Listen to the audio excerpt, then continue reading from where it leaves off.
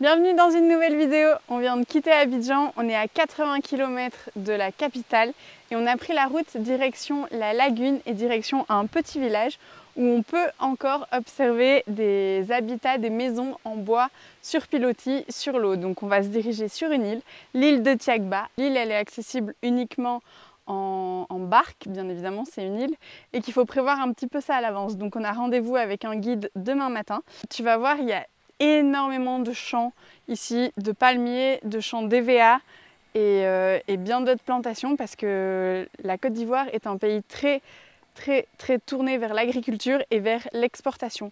Donc c'est pour ça qu'il y a ces énormes étendues d'exploitation, de palmeraies surtout énormément, de cacao, c'est le premier exportateur de cacao et aussi de caoutchouc donc avec les EVA. Bon voilà, bienvenue dans une nouvelle vidéo. Hello, nous c'est Agathe et Mathieu, un couple d'architectes passionnés d'exploration et de construction en tout genre. Nous sommes partis à la découverte des paysages et des architectures méconnues du continent africain, à bord de notre vieux Defender nommé Ascarena. Paré au démarrage? Allez, on t'emmène avec nous.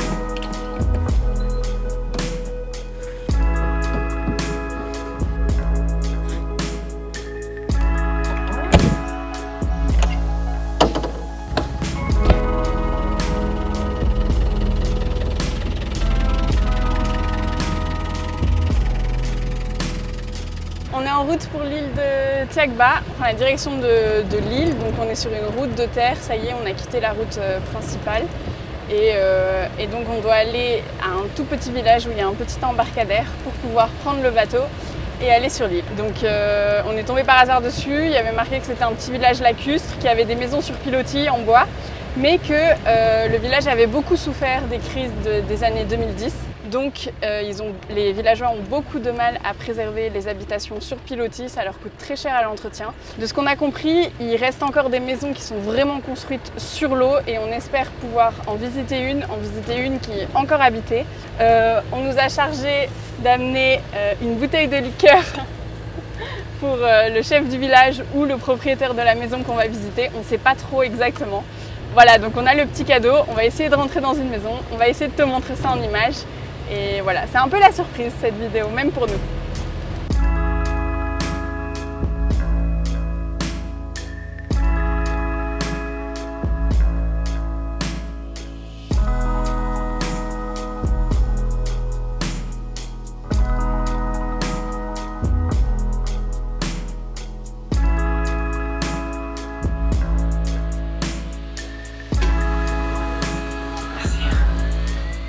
Ça va Mathieu? Mathieu est sorti.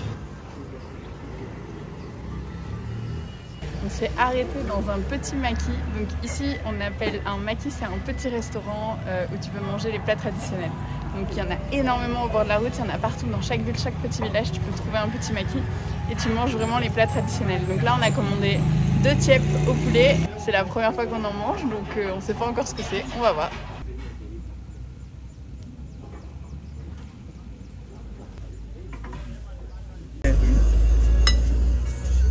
Bon, c'est le plat sénégalais, mais Avec du poulet. je sens qu'on va se régaler quand même. Ouais, Cette boule de riz.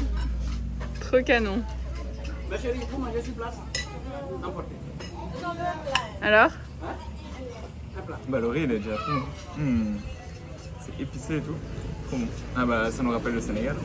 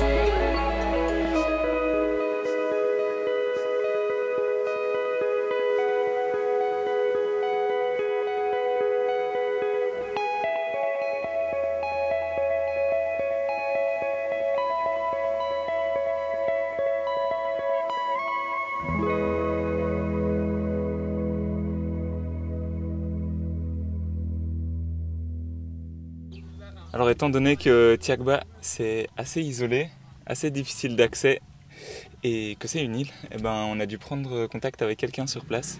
Donc là on va attendre qu'il arrive. Seule chose c'est qu'il n'y a pas de réseau ici et qu'on n'a pas vraiment fixé d'heure, donc on va demander. Bonjour, comment il s'appelle? Jérémy. Bonjour, on doit rejoindre Jérémy pour aller à Tiagba. Ok. Vous savez où il est? Oui, je vais mardi. Ah ok. Il habite ici ou sur l'île? J'habite ici. Ah ok, d'accord. C'est lui qui charge les... Ok, on va en voiture? Oui, oui. Ok, ça va, je vous attends. Bon, ben voilà, il fallait juste demander Jérémy. Donc là, on est arrivé, on est juste en face de l'île et on peut déjà voir toutes les petites maisons sur l'eau, sur pilotis, c'est magnifique. Je sens que ça va être une très chouette visite. Tu vas où là, Mathieu? Aïe! Oh putain, je me suis pris une planche dans la tronche. Ah. Il veut qu'on soit dans la cour protégée.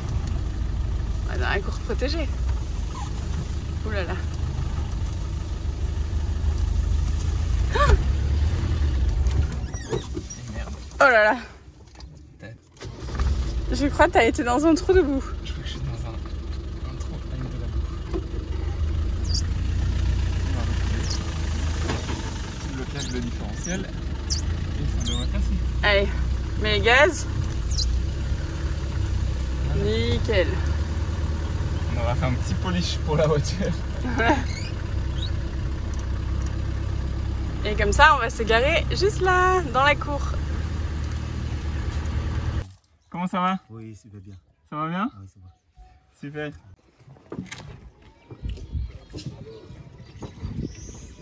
Notre guide nous emmène tout d'abord sur une pirogue pour faire le tour de l'île et avoir un premier aperçu de ces fameuses maisons construites sur l'eau. On n'a pas forcément l'habitude de prendre un guide pour visiter un lieu, mais les habitants de Tiagba ont une relation un petit peu particulière avec les touristes, depuis qu'ils ont vu des photos de certains d'entre eux vendus à Abidjan, en carte postale sans leur consentement. Alors pour éviter tout problème, on a fait appel à Jérémy, c'est un natif de l'île qui donc connaît tout le monde et qui est très actif dans le développement de l'île.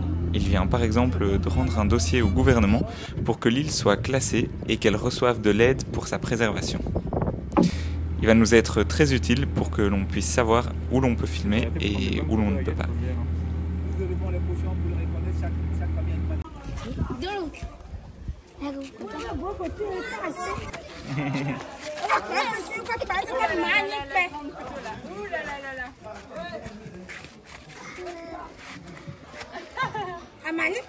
Ok, c'est bon.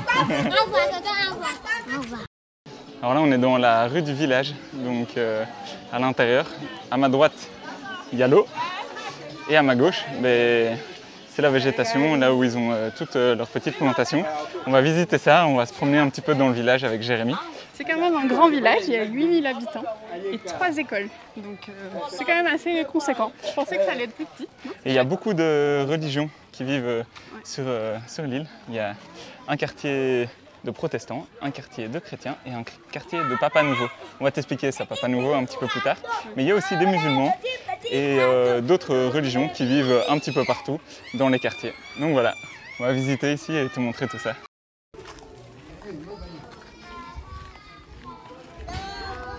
Bonjour.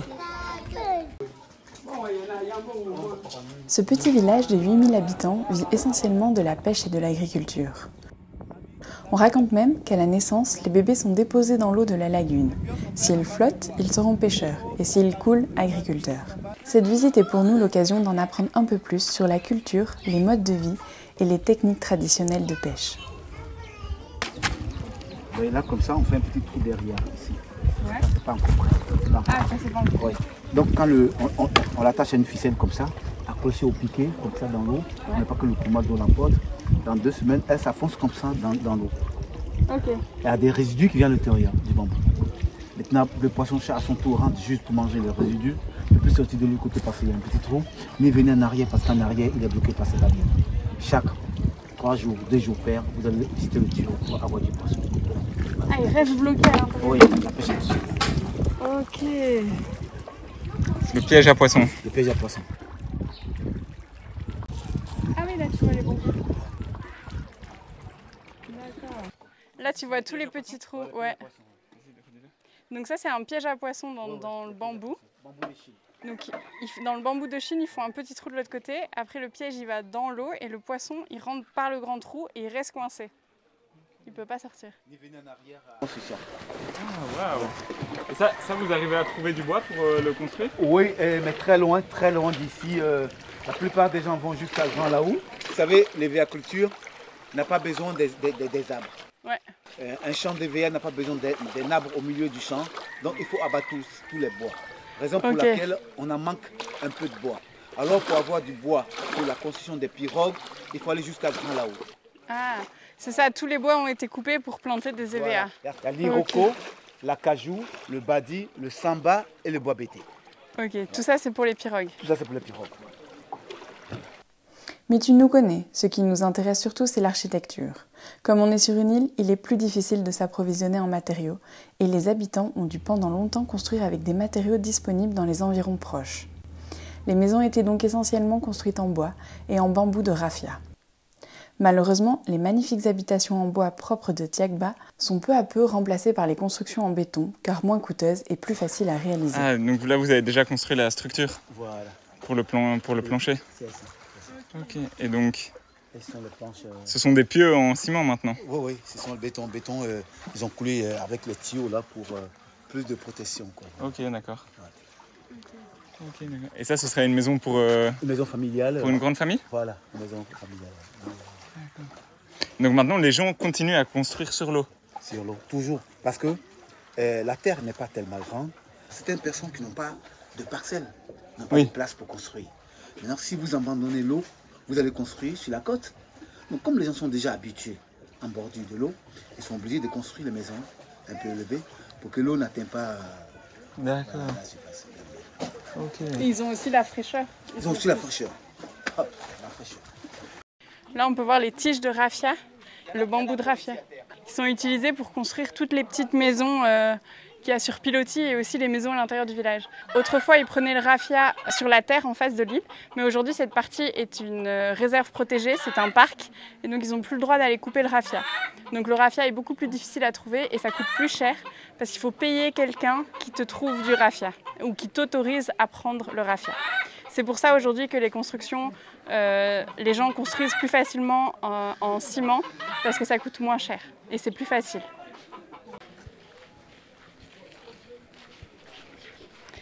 Ah oui, donc c'est ça le raffia. Donc le raffia, il est utilisé principalement pour faire les parois des maisons. Il fait les murs en fait.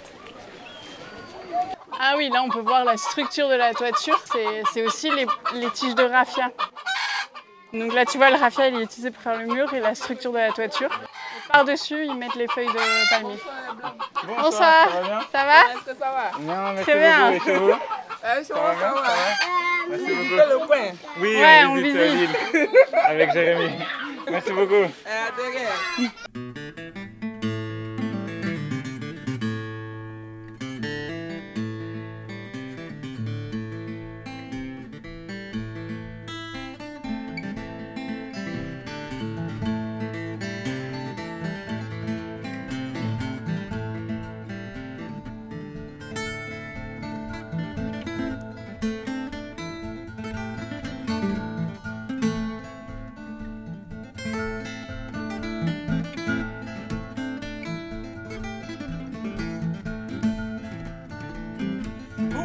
Koi sangai madiba, era koi sangai madiba, walu koi sangai madiba, di war matamu sangai madiga.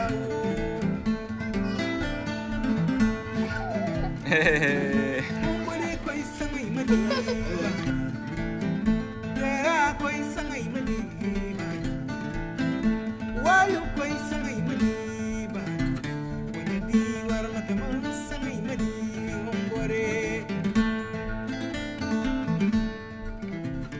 Jirai kana ji bodo kai burka ka jai Ura jirai kana ji bodo kai zarfu bi bo ka jai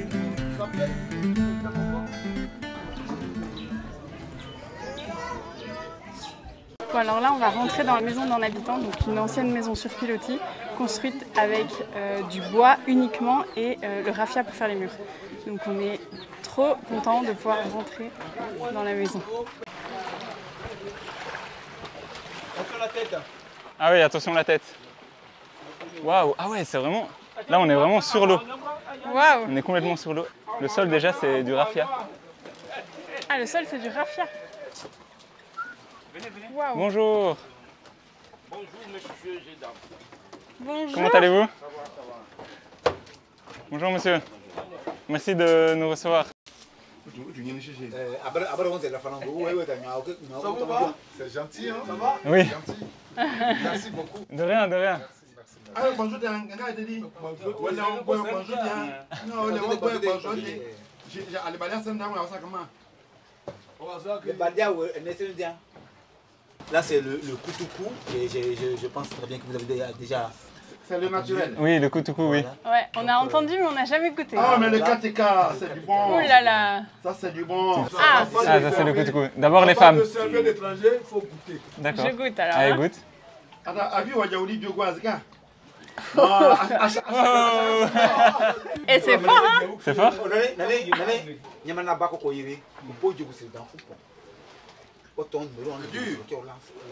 Ah ouais, c'est fort, hein? C'est du C'est- gin ivoirien. Ah, Ça, c'est le gin gin ivoirien. Mais c'est pas mauvais. Je m'attendais à ce que ce soit pur, mais c'est bon. Ça passe, hein? Merci beaucoup, hein? Je finis? Je finis, ok, d'accord. Je finis. Je te laisse finir, hein?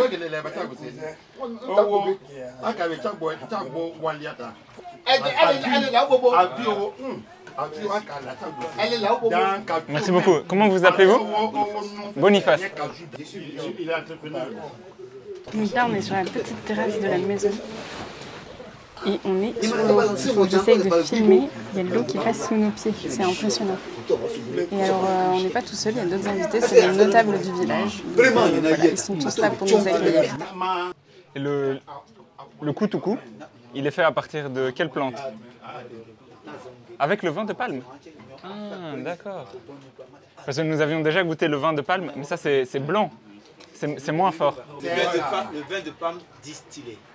C'est la distillation du vin de palme. D'accord, ok. Et vous le faites ici, sur l'île? Ah, pas sur l'île. Le côté dans les campements. Dans les campements, vous avez traversé pour venir. Ah, ok, mais c'est produit local? Oui, c'est local. En fait, D'accord. ce sont les endroits où se trouvent les palmiers réels. Oui, Voilà. Quand les palmiers atteignent un certain âge, il faut les détruire. d'accord. Et ils extraient déjà le vin de palme. Ok. Et c'est après le vin de palme qui distille le koutoukou. D'accord. Merci beaucoup, monsieur. Il faut changer cela, mais ceci. Les maisons en raffia aussi, ça protège des insectes et des moustiques. Donc être sur l'eau, tu gardes la fraîcheur et en même temps, tu as moins de moustiques et d'insectes. Ok.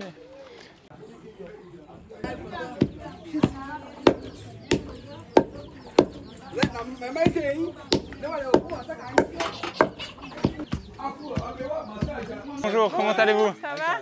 Par la grâce de Dieu, Ça va? Ah, ça va alors. vous découvrez. Oui, on on visite. Oh, Merci beaucoup pour votre accueil. vous aurez pu voir par le passé ce que c'était réellement. Il n'y a pas de voiture sur l'île et du coup il y a tous les enfants qui se baladent et Bonjour. qui se promènent et qui jouent tranquillement. Et ils aiment bien se Bonjour. balader à côté de nous. Librement, vu qu'il n'y a pas de voiture, pas de moto, pas de problème.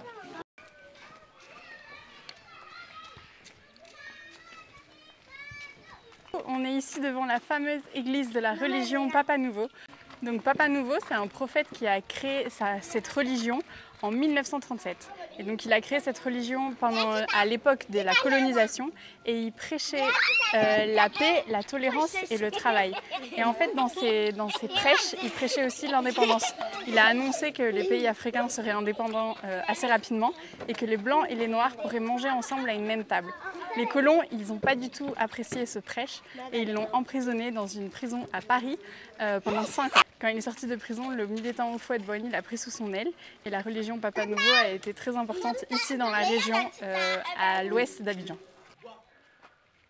Et donc après, quand l'indépendance a été prononcée, c'est Houphouët-Boigny qui est devenu président et il a mis en avant cette religion de Papa Nouveau qu'il avait pris sous son aile avant cela.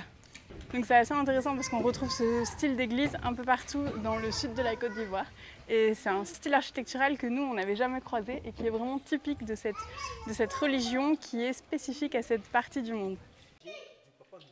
Et donc juste à côté de l'église, il y a la tombe du messager de Papa Nouveau. Juste à côté de l'église ici. Donc la forme de la tombe, c'est une mini-église symboliquement, une mini-Papa Nouveau. Ce qu'on voit, c'est cette forme en 3 petites tours en fait, qui sont reliées. En fait, on les remarque assez facilement ces églises parce qu'il y a à chaque fois comme ces avant-toits à chaque étage qui ressortent et qui est vraiment propre à ce style architectural en fait. Voilà, et avec la tour centrale qui ressort du volume.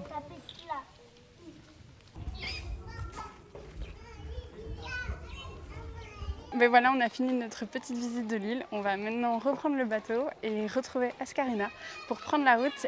Allez, ciao, bonne semaine!